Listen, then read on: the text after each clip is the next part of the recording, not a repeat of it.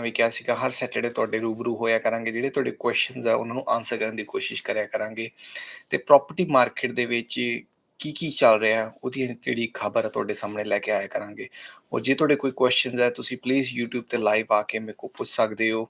ਮੈਂ ਕੋਸ਼ਿਸ਼ ਕਰਾਂਗਾ ਜਿੱਥੇ ਮੈਂ TikTok ਤੇ ਵੀ ਲਾਈਵ ਹੋਇਆ ਉੱਥੇ ਮੈਂ ਰਿਪਲਾਈ ਕਰ ਸਕਾਂ, ਬਟ ਮੇਨਲੀ ਜਿਹੜਾ ਮੇਰਾ ਮੇਨ ਫੋਕਸ ਸਕਰੀਨ ਤੇ ਰਹਿੰਦਾ ਹੈ, ਉਹ YouTube ਤੇ ਹੁੰਦਾ ਹੈ। ਸੋ ਇਸ ਟਾਈਮ ਦੇ ਉੱਤੇ ਜਿਹੜੀ ਮੇਨ 3 ਖਬਰਾਂ ਹੈ ਉਹ ਤੁਹਾਡੇ ਨਾਲ ਸ਼ੇਅਰ ਕਰਨਾ ਚਾਹਾਂਗਾ ਕਿ ਜਿਹੜੀ ਇਹ ਪ੍ਰੋਪਰਟੀ ਲਿਸਟਿੰਗ ਹੈ ਉਹਦੇ ਵਿੱਚ ਬਹੁਤ ਹੀ ਜ਼ਿਆਦਾ ਇਨਕਰੀਜ਼ ਆ ਗਿਆ ਹੈ। ਅਪਰੋਕਸੀਮੇਟ 9.5% ਇਨਕਰੀਜ਼ ਆਇਆ, ਜਿਹੜੇ ਪਿਛਲੇ 3 ਸਾਲਾਂ ਦੇ ਵਿੱਚ ਐਵਰੇਜ ਇਨਕਰੀਜ਼ ਹੈ ਉਹ ਬਹੁਤ ਜ਼ਿਆਦਾ ਡਰਾਮੈਟਿਕ ਹੈਗਾ।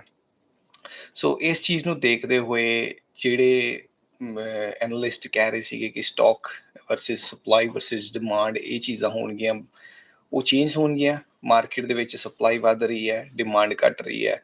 ਸੋ ਓਬਵੀਅਸਲੀ ਆਉਣ ਵਾਲੇ ਟਾਈਮ ਦੇ ਵਿੱਚ ਪ੍ਰੋਪਰਟੀ ਦੇ ਪ੍ਰਾਈਸ ਹੋਰ ਥੱਲੇ ਜਾਣ ਦੇ ਚਾਂਸਿਸ ਹੈਗੇ ਆ।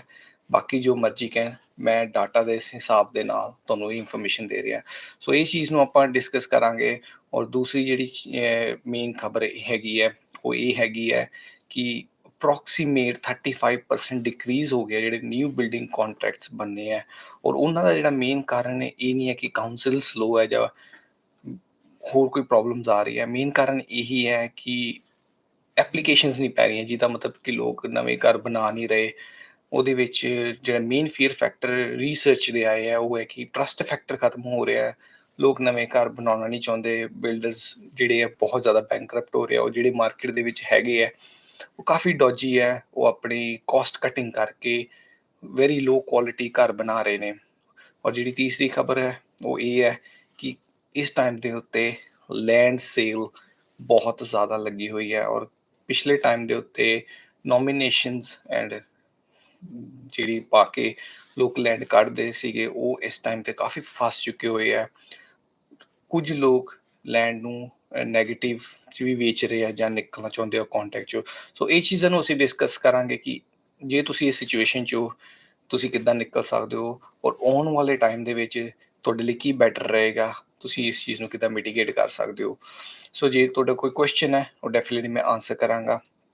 ਜੇ ਤੁਹਾਡੇ ਕੋਈ ਡਾਊਟਸ ਹੈਗੇ ਆ I'm there to answer your questions. So ਸਭ ਤੋਂ ਪਹਿਲੀ ਜਿਹੜੀ ਖਬਰ ਆਪਾਂ ਡਿਸਕਸ ਕਰਦੇ ਹਾਂ, ਲਿਸਟਿੰਗਸ ਵੱਧ ਰਹੀਆਂ। ਸੋ ਜਿਹੜੀਆਂ ਇਸ ਟਾਈਮ ਦੇ ਉੱਤੇ ਲਿਸਟਿੰਗਸ ਵੱਧ ਰਹੀਆਂ ਉਹਨਾਂ ਦਾ ਮੇਨ ਕਾਰਨ ਇਹੀ ਹੈ ਕਿ ਅਫੋਰਡੇਬਿਲਿਟੀ ਹੈ। ਪ੍ਰੋਬਲਮ ਇਹ ਨਹੀਂ ਹੈ ਕਿ ਰੈਂਟ ਕਿਸੇ ਨੂੰ ਆ ਰਿਹਾ ਔਰ ਉਹ ਪ੍ਰੋਪਰਟੀ ਸਰਵਿਸ ਨਹੀਂ ਕਰ ਸਕਦਾ। ਪ੍ਰੋਬਲਮ ਇਹ ਹੈ ਕਿ ਲੋਕਾਂ ਦੇ ਪ੍ਰਾਇਮਰੀ ਹੋਮ ਦੇ ਜਿਹੜੇ ਪ੍ਰੀਪੇਮੈਂਟਸ ਉਹ ਵੱਧ ਗਏ ਹੋਏ ਆ, ਸੋ ਐਜ਼ ਦ ਇਨਵੈਸਟਮੈਂਟਸ। ਸੋ ਅਫੋਰਡੇਬਿਲਿਟੀ ਇਸ ਸਮੇਂ ਬਹੁਤ ਹੀ ਵੱਡਾ ਇਸ਼ੂ ਬਣ ਚੁੱਕਾ ਹੈ। ਮੇਰੇ ਕੋ ਆਫਿਸ ਦੇ ਵਿੱਚ ਕਾਫੀ ਲੋਕ ਆਉਂਦੇ ਆ ਜਿਹੜੇ ਇਸ ਸਮੇਂ ਖੁਦ ਆਪਣਾ ਪ੍ਰਾਇਮਰੀ ਹੋਮ ਹੈ ਜਿਹੜਾ ਉਹਦਾ ਮੋਰਗੇਜ ਪੇ ਕਰਨ ਦੇ ਵਿੱਚ ਸਟਰਗਲ ਕਰ ਰਹੇ ਆ। ਸੋ ਕੋਸ਼ਿਸ਼ ਇਹੀ ਮੇਰੀ ਹੁੰਦੀ ਹੈ ਕਿ ਹਰ ਇੱਕ ਨੂੰ ਗਾਈਡ ਕਰਾਂ, ਆਪਣੇ ਆਪ ਉਹਨਾਂ ਨੂੰ ਦੱਸ ਸਕਾਂ ਕਿ ਤੁਸੀਂ ਅਫੋਰਡ ਕਰ ਸਕਦੇ ਹੋ। ਕਈ ਵਾਰ ਅਸੀਂ ਸੋਚਦੇ ਹਾਂ ਕਿ ਅਸੀਂ ਉਹ ਚੀਜ਼ ਨੂੰ ਅਫੋਰਡ ਨਹੀਂ ਕਰ ਸਕਦੇ, ਬਟ ਡੈਫੀਨੇਟਲੀ ਜੇ ਤੁਸੀਂ ਨੰਬਰਸ ਕਾਊਂਟ ਕਰੋ ਤੁਸੀਂ ਅਫੋਰਡ ਕਰ ਸਕਦੇ ਹੋ। ਮੇਰੀ ਪਰਸਨਲ ਰਿਕਮੈਂਡੇਸ਼ਨ ਇਹੀ ਹੋਏਗੀ ਕਿ ਜੇ ਤੁਹਾਡੇ ਕੋਲ ਇਸ ਸਮੇਂ ਕੋਈ ਘਰ ਹੈਗਾ, ਕੋਸ਼ਿਸ਼ ਕਰੋ ਕਿ ਉਹਨੂੰ ਨਾ ਵੇਚੋ। ਕਿਉਂਕਿ ਇਹ ਟਾਈਮ ਜੇ ਤੁਸੀਂ ਸਕਸੈਸਫੁਲੀ ਉਸ ਪ੍ਰੋਪਰਟੀ ਨੂੰ ਰੀਟੇਨ ਕਰ ਲੈਂਦੇ ਹੋ, ਮੈਂ ਤੁਹਾਨੂੰ ਗਰੰਟੀ ਦੇਵਾਂਗਾ ਕਿ ਆਉਣ ਵਾਲੇ ਟਾਈਮ ਦੇ ਵਿੱਚ ਤੁਸੀਂ ਆ ਕੇ ਮੈਨੂੰ ਥੈਂਕ ਯੂ ਬੋਲੋਗੇ। ਬਟ ਜੇ ਤੁਸੀਂ ਅੱਜ ਉਹ ਪ੍ਰੋਪਰਟੀ ਵੇਚ ਦਿੰਦੇ ਹੋ, ਤੁਹਾਡੇ ਜਿਹੜੇ ਲਾਸ ਦੇ ਚਾਂਸਿਸ ਆ ਉਹ ਹੋਰ ਵੱਧ ਜਾਣਗੇ। ਉਹਦੇ 2-3 ਕਾਰਨ ਹੈ ਮੈਂ ਤੁਹਾਨੂੰ ਦੇਣਾ ਚਾਹਾਂਗਾ। ਕਿਉਂਕਿ ਫੋਰ ਐਗਜ਼ਾਮਪਲ 2010-2012 ਦੇ ਵਿੱਚ ਜਦੋਂ ਤੁਸੀਂ ਪ੍ਰੋਪਰਟੀ ਲੈਂਦੇ ਸੀਗੇ ਤੇ ਉਹਦੀ ਸਰਵਿਸਿੰਗ ਸੀਗੀ ਬੜੀ ਲੀਨੀਅੰਟ ਸੀਗੀ। ਤੁਸੀਂ ਡਿਪੋਜ਼ਿਟ ਦਿੱਤਾ, ਤੁਹਾਨੂੰ ਲੋਨ ਮਿਲ ਗਿਆ। ਬਾਅਦ ਵਿੱਚ ਜਦੋਂ ਉਹਨਾਂ ਨੇ ਦੇਖਿਆ ਕਿ ਕਾਫੀ ਲੋਕ ਸਟ੍ਰੈਸ ਦੇ ਵਿੱਚ ਹੈ 2014-15 ਦੇ ਵਿੱਚ, ਉਹਨਾਂ ਨੇ ਜਿਹੜੀ ਸਰਵਿਸਿੰਗ ਸੀਗੀ ਉਹਨੂੰ ਟਾਈਟ ਕੀਤਾ ਤੇ ਹੁਣ ਲੋਨ ਮਿਲਣੇ ਔਖੇ ਹੋ ਗਏ ਆ। ਇਹੀ ਚੀਜ਼ ਆਉਣ ਵਾਲੇ ਟਾਈਮ ਦੇ ਵਿੱਚ ਹੋਏਗੀ। ਹੁਣ ਜਦੋਂ ਇੱਕ ਵਾਰ ਫਿਰ ਲੋਕ ਸਟਰਗਲ ਕਰਨਗੇ ਆਪਣੇ ਲੋਨ ਮੋਰਗੇਜ ਨੂੰ ਪੇ ਆਫ ਕਰਨ ਦੇ ਵਿੱਚ, ਬੈਂਕ ਆਟੋਮੈਟਿਕਲੀ ਇਸ ਚੀਜ਼ਾਂ ਨੂੰ ਧਿਆਨ ਦੇ ਵਿੱਚ ਰੱਖਦੇ ਹੋਏ ਜਿਹੜੀ ਲੈਂਡਿੰਗ ਹੈ ਉਹਨੂੰ ਸਟ੍ਰਿਕਟ ਕਰ ਦੇਗਾ। ਕਿਉਂਕਿ ਐਟ ਦ ਐਂਡ ਦੇ ਅਸੀਂ ਸੋਚਦੇ ਹਾਂ ਕਿ ਅਸੀਂ ਬਿਜ਼ਨਸ ਕਰ ਰਹੇ ਹਾਂ, ਬਟ ਐਕਚੁਅਲ ਬਿਜ਼ਨਸ ਬੈਂਕ ਕਰ ਰਹੀ ਹੈ। ਉਹ ਸਾਨੂੰ ਮੰਡੀ ਲੈਂਡ ਕਰ ਰਹੇ ਹੈ। We are just on the bottom of the ladder. So ਤੁਹਾਨੂੰ ਬਾਟਮ ਆਫ ਦ ਲੈਡਰ ਦੇ ਵਿੱਚ ਬੜੇ ਧਿਆਨ ਦੇ ਨਾਲ ਚੱਲਣਾ ਪਏਗਾ। ਕਿਉਂਕਿ at the end day you are taking the risk. Bank has 20% of your money, they will keep all the gains. ਜੇ ਸਾਰਾ ਰਿਸਕ ਹੈ ਉਹ ਤੁਹਾਡਾ ਹੈ। ਸੋ ਇਹ ਚੀਜ਼ਾਂ ਨੂੰ ਸੋਚ ਕੇ ਤੁਸੀਂ ਆਪ ਦੀ ਜਿਹੜੀ ਇਨਵੈਸਟਮੈਂਟ ਹੈ ਉਹਨੂੰ ਅੱਗੇ ਕਰੋ। ਔਰ ਮੇਰੀ ਵੈਬਸਾਈਟ 'ਤੇ ਜਾ ਕੇ ਫ੍ਰੀ ਕੈਲਕੂਲੇਟਰ ਹੈ, ਉਹਨੂੰ ਤੁਸੀਂ ਯੂਜ਼ ਕਰ ਸਕਦੇ ਹੋ। ਮੈਂ ਆਉਣ ਵਾਲੀ ਟਾਈਮ ਦੇ ਵਿੱਚ ਵੀਡੀਓ ਬਣਾਵਾਂਗਾ ਕਿ ਮੇਰੀ ਵੈਬਸਾਈਟ 'ਤੇ ਕਿੱਦਾਂ ਤੁਸੀਂ ਉਹ ਕੈਲਕੂਲੇਟਰ ਨੂੰ ਗਾਈਡ ਕਰਕੇ ਆਪਣੇ ਐਕਸਪੈਂਸਿਸ, ਕਿੰਨਾ ਖਰਚਾ ਹੋ ਰਿਹਾ ਹੈ, ਕੀ ਨਹੀਂ ਹੋ ਰਿਹਾ, ਕੀ ਮਿਲ ਰਿਹਾ, ਔਰ ਕਿੰਨੇ ਪੈਸੇ ਤੁਹਾਡੇ ਖੁਦ ਜੇਬ 'ਚ ਜਾ ਰਹੇ ਆ। ਕਈ ਵਾਰ ਅਸੀਂ ਸੋਚਦੇ ਹਾਂ ਕਿ ਮੇਰੀ ਜਿਹੜੀ ਪੇਮੈਂਟ ਹੈ ਉਹ ਹੈਗੀ ਹੈ 15,000 ਬੈਂਕ ਨੂੰ ਜਾ ਰਹੀ ਹੈ, ਰੈਂਟ ਮੈਨੂੰ ਆ ਰਿਹਾ 12,000, ਸੋ ਮੇਰੀ ਜੇਬ 'ਚ ਸਿਰਫ 3,000 ਜਾ ਰਿਹਾ। That is wrong calculation on the behalf of investments. ਤੁਸੀਂ ਆਪਣੇ ਉਹਦੇ ਵਿੱਚ ਲੈਂਡ ਟੈਕਸ ਕੈਲਕੂਲੇਟ ਕਰੋ, ਬਿਕੋਜ਼ ਹੁਣ ਰੀਸੈਂਟਲੀ ਖਾਸ ਕਰਕੇ ਵਿਕਟੋਰੀਆ ਨੇ ਲੈਂਡ ਟੈਕਸ ਇਨਕਲੂਡ ਕਰਤਾ ਹੈ ਕਿ ਜਿਹੜਾ 5 ਲੱਖ ਤੱਕ ਨਹੀਂ ਹੁੰਦਾ ਸੀਗਾ, ਹੁਣ 50,000 ਤੋਂ ਅਬਵ ਵੀ ਲੈਂਡ ਟੈਕਸ ਤੁਹਾਡਾ ਆਉਣਾ ਸ਼ੁਰੂ ਹੋ ਜਾਏਗਾ। ਤੇ ਉਸ ਚੀਜ਼ਾਂ ਨੂੰ ਤੁਸੀਂ ਦਿਮਾਗ 'ਚ ਰੱਖੋ। ਸੋ ਰਫਲੀ 2,000 ਤੁਹਾਡਾ ਲੈਂਡ ਟੈਕਸ ਹੋ ਗਿਆ। ਇੰਸ਼ੋਰੈਂਸ ਮੈਂ ਸਟਰੋਂਗਲੀ ਰਿਕਮੈਂਡ ਕਰਦਾ। ਮੇਰੇ ਕੋਲ ਬਹੁਤ ਕੇਸਿਸ ਆ ਰਹੇ ਆ ਜਿੱਥੇ ਲੋਕ ਸਟਰਗਲ ਕਰ ਰਹੇ ਆ ਕਿਉਂਕਿ ਪ੍ਰੋਪਰਟੀ ਉਹਨਾਂ ਦੀ ਡੈਮੇਜ ਹੋ ਗਈ ਹੈ ਤੇ ਉਹ they didn't have insurance, so it hurts a lot. You don't want the bad taste in your mouth ਕਿ ਤੁਸੀਂ property investment 'ਚ bad taste ਆ ਜਾਵੇ, ਤੁਸੀਂ ਇਨਵੈਸਟ ਨਾ ਕਰੋ। ਦੂਸਰੇ ਖਰਚੇ, ਤੁਹਾਡਾ ਵਾਟਰ ਹੁੰਦਾ, ਰਿਪੇਅਰ ਹੁੰਦਾ, ਸੋ ਉਹ ਜਿਹੜੀਆਂ ਛੋਟੀਆਂ ਛੋਟੀਆਂ ਚੀਜ਼ਾਂ ਅਸੀਂ ਕਈ ਵਾਰੀ ਨੋਟ ਨਹੀਂ ਕਰਦੇ। ਸੋ ਰਫਲੀ ਮੈਂ ਇਸ ਟਾਈਮ ਦੇ ਵਿੱਚ ਐਸਟੀਮੇਟ ਲਗਾ ਰਿਹਾ, ਜੇ ਤੁਸੀਂ ਪਿਛਲੇ 3 ਸਾਲਾਂ ਦੇ ਵਿੱਚ ਪ੍ਰੋਪਰਟੀ ਖਰੀਦੀ ਹੈ ਤੇ ਹਰ ਇੱਕ ਪ੍ਰੋਪਰਟੀ ਪਿੱਛੇ, ਜਿਹੜਾ ਮੈਂ 3 ਸਾਲਾਂ ਪਹਿਲਾਂ ਕਹਿ ਰਿਹਾ ਸੀਗਾ ਕਿ 15 ਤੋਂ 20,000 ਆਪਣੇ ਬੈਂਕ 'ਚ ਰੱਖੋ, ਹੁਣ ਇਸ ਟਾਈਮ ਦੇ ਉੱਤੇ ਹਰ ਸਾਲ 15 ਤੋਂ ਲੈ ਕੇ 10 ਤੋਂ ਲੈ ਕੇ 15,000 ਤੱਕ ਤੁਸੀਂ ਨੈਗੇਟਿਵ ਗੇਅਰ ਲਓ। ਨੈਗੇਟਿਵ ਗੇਅਰ ਦਾ ਮਤਲਬ ਹੈ ਕਿ ਤੁਸੀਂ ਆਪਣੀ ਜੇਬ ਦੇ ਵਿੱਚੋਂ ਪੈਸੇ ਦੇ ਰਹੇ ਹੋ। ਹੁਣ ਕਈ ਲੋਕ ਇਹ 15,000 ਦੇਖ ਕੇ ਡਰ ਜਾਂਦੇ ਆ, ਬਟ ਇਹ ਵੀ ਦੇਖੋ ਕਿ ਤੁਹਾਨੂੰ ਇਨਵੈਸਟਮੈਂਟ ਦੇ ਵਿੱਚ ਟੈਕਸ ਬੈਨੀਫਿਟ ਮਿਲ ਰਿਹਾ। So at the end of the day ਤੁਸੀਂ ਆਪਣੀ ਆਊਟ ਆਫ ਪਾਕਟ ਸਿਰਫ 9,000 ਰਹੋਗੇ। ਪਰ ਜੇ ਤੁਹਾਡੀ ਪ੍ਰੋਪਰਟੀ 1 ਸਾਲ ਦੇ ਵਿੱਚ 20,000 ਉੱਪਰ ਚਲੀ ਜਾਂਦੀ ਹੈ ਔਰ ਤੁਸੀਂ ਸਿਰਫ $9,000 ਖਰਚਿਆ, ਡੈਫੀਨਿਟਲੀ ਤੁਸੀਂ 10,000 ਸੇਵ ਕੀਤਾ। ਸੋ ਜਿਹੜਾ short term pain, long term gain ਹੈ, ਉਹ ਹਮੇਸ਼ਾ ਆਪਣੇ ਮਾਈਂਡ ਦੇ ਵਿੱਚ ਰੱਖਿਓ ਜਦੋਂ ਤੁਸੀਂ ਇਨਵੈਸਟ ਕਰਦੇ ਹੋ। ਔਰ ਜਿਹੜੀ ਲਿਸਟਿੰਗਸ ਆ ਰਹੀਆਂ ਉਹ ਅਨਫੋਰਚੂਨੇਟਲੀ ਇਹੀ ਸਿਨਾਰੀਓ ਤੇ ਆ ਰਹੀ ਹੈ, ਉਹਨਾਂ ਦੇ ਮਾਈਂਡ ਦੇ ਵਿੱਚ ਫੀਡ ਕੀਤਾ ਜਾ ਰਿਹਾ ਕਿ ਤੁਸੀਂ ਸੈੱਲ ਕਰ ਦਿਓ, ਜੇ ਹੁਣ ਨਹੀਂ ਸੈੱਲ ਕੀਤਾ ਤੁਹਾਨੂੰ ਪ੍ਰੋਪਰਟੀ ਦੇ ਵਿੱਚ ਨੁਕਸਾਨ ਹੋਏਗਾ। ਬਟ ਪਲੀਜ਼ ਮੇਰੀ ਰਿਕੁਐਸਟ ਹੈ, this is not the time to sell. And ਜਿਹੜੀ ਪ੍ਰੋਪਰਟੀ ਮਾਰਕੀਟ ਹੈ, every time you invest in property you invest for at least 10 to 15 years। ਜੇ ਤੁਸੀਂ ਤੁਹਾਡੀ ਇਨਵੈਸਟਮੈਂਟ ਦੀ ਜਿਹੜੀ ਜਰਨੀ ਹੈ ਇਸ ਤੋਂ ਥੋੜੀ ਹੈ, ਤੁਸੀਂ ਕਿਸੇ ਹੋਰ ਚੀਜ਼ 'ਚ ਇਨਵੈਸਟ ਕਰ ਸਕਦੇ ਹੋ। Property is not for you. So 10 ਤੋਂ 15 ਸਾਲ is the good run for the property to give you good benefit. Paid off ਹੋ ਗਈ ਹੈ, ਬਟ ਇਹ ਮੇਰੀ ਗੱਲ ਮੰਨੋ ਕਿ ਤੁਹਾਡੀ ਜਿਹੜੀ ਰਿਟਾਇਰਮੈਂਟ ਦਾ ਪਾਥ ਹੈ, ਇਹ ਪ੍ਰੋਪਰਟੀ ਜਾਂ ਸ਼ੇਅਰ ਮਾਰਕੀਟ ਇਹਨਾਂ 'ਚ ਇਨਵੈਸਟ ਕਰਕੇ ਤੁਸੀਂ ਕੰਪਲੀਟਲੀ ਕਰ ਸਕਦੇ ਹੋ। ਆਉਣ ਵਾਲੇ ਟਾਈਮ ਦੇ ਵਿੱਚ ਅਸੀਂ ਡਿਸਕਸ ਕਰਾਂਗੇ ਕਿ ਸ਼ੇਅਰ ਮਾਰਕੀਟ 'ਚ ਵੀ ਤੁਸੀਂ ਕਿੱਦਾਂ ਸੇਫਲੀ ਇਨਵੈਸਟ ਕਰ ਸਕਦੇ ਹੋ, ਕਿਉਂਕਿ ਕਈ ਲੋਕ ਹੈ ਜਿਹੜੇ ਇਨੀਸ਼ੀਅਲੀ, ਈਵਨ ਮੈਂ ਤੁਹਾਨੂੰ ਆਪਣੀ ਸਟੋਰੀ ਦੱਸਦਾ। ਇਨੀਸ਼ੀਅਲੀ ਜਦੋਂ ਮੈਂ ਸ਼ੇਅਰ ਮਾਰਕੀਟ 'ਚ ਇਨਵੈਸਟ ਕਰਨਾ ਸ਼ੁਰੂ ਕੀਤਾ, ਮੈਂ $5,000 ਪਹਿਲਾਂ ਸਪੈਂਡ ਕੀਤੇ ਹੈ। ਅੱਜ ਉਹ ਮੇਰਾ ਜਿਹੜਾ ਪਹਿਲਾ ਸ਼ੇਅਰ ਮੈਂ ਇਨਵੈਸਟ ਕੀਤਾ ਸੀਗਾ $5,000 ਦਾ, ਮੇਰੇ ਖਿਆਲ ਦੇ ਨਾਲ ਇਸ ਸਮੇਂ $800 ਰਹਿ ਗਿਆ। ਹਰ ਇੱਕ ਬੰਦਾ ਆਪਣੀਆਂ ਗਲਤੀਆਂ ਤੋਂ ਸਿੱਖਦਾ, ਸੋ ਕੋਸ਼ਿਸ਼ ਕਰੋ ਆਪਣੀਆਂ ਗਲਤੀਆਂ ਤੋਂ ਸਿੱਖੋ। ਮੈਂ ਅੱਜ ਉਸ ਚੀਜ਼ ਤੋਂ ਸਿੱਖਿਆ, ਲਰਨ ਕੀਤਾ, ਬੁੱਕਸ ਲਰਨ ਕੀਤੀਆਂ, ਇਨਵੈਸਟਮੈਂਟਸ ਜਿਹੜੇ ਉਹਨਾਂ ਦੀਆਂ ਅਕਾਊਂਟਸ ਡਿਟੇਲਸ ਹੁੰਦੀਆਂ, ਉਹਨਾਂ ਨੂੰ ਫਾਈਨੈਂਸ਼ੀਅਲ ਜਿਹੜੇ ਆ ਪੜ੍ਹਨੇ ਸ਼ੁਰੂ ਕੀਤੇ। ਨਾਓ ਆਮ ਇਨ ਅਗੇਨ ਪਿਛਲੇ 2 ਸਾਲਾਂ ਦੇ ਵਿੱਚ ਮੈਂ ਪ੍ਰੋਪਰਟੀ ਤੋਂ ਵੱਧ ਸ਼ੇਅਰ ਮਾਰਕੀਟ 'ਚ ਪੈਸੇ ਕਮਾ ਲਏ। ਸੋ ਇਟਸ ਆਲ ਅਬਾਊਟ ਲਰਨਿੰਗ। ਤੁਸੀਂ ਕਿਹਦੇ ਕੋਲ ਸਲਾਹ ਲੈਂਦੇ ਹੋ, ਕਿਹਦੇ ਨਾਲ ਬੈਠਦੇ ਹੋ, ਕਿਹਦੇ ਨਾਲ ਗੱਲ ਕਰਦੇ ਹੋ, ਇਹ ਬਹੁਤ ਜ਼ਰੂਰੀ ਹੈ। ਹੁਣ ਦੂਸਰੀ ਜਿਹੜੀ ਮੇਨ ਖਬਰ ਆਈ ਸੀਗੀ ਕਿ ਜਿਹੜੀ ਕੰਸਟਰਕਸ਼ਨ ਦੇ ਵਿੱਚ ਆਪਣੀ ਅਪਰੂਵਲ ਰੇਟ ਘੱਟ ਗਈ ਹੈ। ਸੋ ਅਪਰੂਵਲ ਰੇਟ ਘਟਣ ਦੇ ਕਾਰਨ ਇਹੀ ਹੈ ਕਿ ਜਿਹੜੇ ਲੋਕ ਹੈ ਉਹ ਇਸ ਸਮੇਂ ਘਰ ਬਣਾਉਣ ਤੋਂ ਡਰ ਰਹੇ ਆ। ਉਹਦੇ 2 ਕਾਰਨ ਹੈ। ਇੱਕ ਟਰਸਟ ਫੈਕਟਰ ਹੈ, ਕਿਉਂਕਿ ਸੋਚ ਰਿਹਾ ਕਿ ਅਸੀਂ ਬਣਿਆ ਬਣਾਇਆ ਘਰ ਲੈ ਲਈਏ, ਕਿਉਂਕਿ ਬਿਲਡਰ ਬਹੁਤ ਜ਼ਿਆਦਾ ਐਕਸਟੈਂਡਿਡ ਟਾਈਮ ਲੈ ਰਹੇ ਆ। ਕੈਸ਼ ਫਲੋ ਦੇ ਵਿੱਚ ਬਿਲਡਰਸ ਨੂੰ ਦਿੱਕਤ ਆ ਰਹੀ ਹੈ। 1 ਸਾਲ, 1.5 ਸਾਲ ਸਿੰਗਲ ਸਟੋਰੀ ਨੂੰ ਲਾ ਰਹੇ ਆ। ਔਰ ਜਿਹੜੀ ਪ੍ਰੋਪਰਟੀ ਦੇ ਵਿੱਚ ਕੁਆਲਿਟੀ ਹੈ, ਬਿਲਡਿੰਗ ਕੁਆਲਿਟੀ ਹੈ, ਉਹ ਬਹੁਤ ਹੀ ਬੁਰੀ ਹੈ। ਜੇ ਤੁਸੀਂ ਮੇਰੇ ਕੋਲ ਕੁਝ ਐਗਜ਼ਾਮਪਲਸ ਮੰਗੋਗੇ ਤੇ ਆਈ ਫੀਲ ਲਾਈਕ ਕਿ ਇਹ ਘਰ, ਆਈ ਡੋਂਟ ਥਿੰਕ ਸੋ ਕਿ ਇਹ ਖੜਾ ਰਹੇਗਾ ਜ਼ਿਆਦਾ ਦੇਰ ਤੱਕ। ਔਰ ਮੈਂ ਕਿਸੇ ਦਾ ਨਾਮ ਨਾ ਲੈਂਦੇ ਹੋਏ ਕਹਾਂਗਾ ਕਿ ਬੜੇ ਬੜੇ ਚੰਗੇ ਨੂਨ ਬਿਲਡਰ ਇਦਾਂ ਦੇ ਕੰਮ ਕਰ ਰਹੇ ਆ।